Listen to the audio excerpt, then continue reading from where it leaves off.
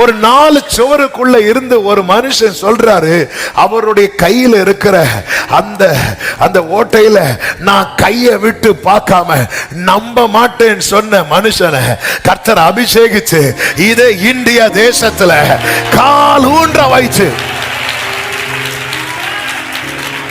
எல்லாரும் சொல்றாங்க, நிறைய பேருக்கு விவரம் தெரியாம சொல்றாங்க, அது வெள்ளக்காரன் கொண்டு வந்தது என்று. கிறிஸ்தவ மதத்தை வெள்ளக்காரன் கொண்டு வரல.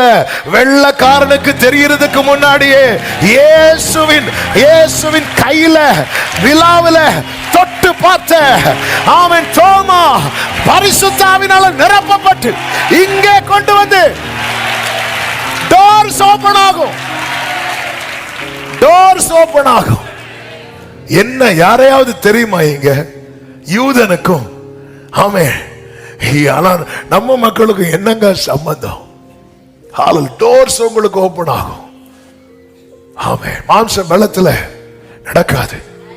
மாம்ச பலத்துல போகணும்னா நமக்கு நிறைய பேருடைய சப்போர்ட் தேவைப்படும்.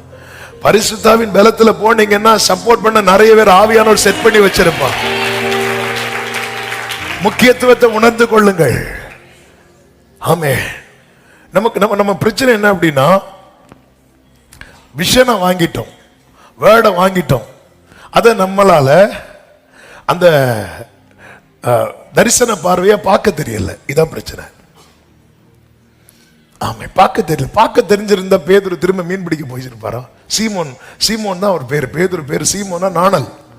அந்திரேயா பேதுரு இயேசுகிட்ட கூட்டிட்டு வரும்போதே சொல்றார், கேவா அப்படிங்கிறார். அவருடைய பார்வை பார்த்தீங்களா? ஹோலி ஸ்பிரிட் நம்ம மேல இருந்துட்டாருன்னு வைங்களேன், இயேசு எப்படி பார்த்தாரோ நம்மள அப்படி பார்ப்போம்.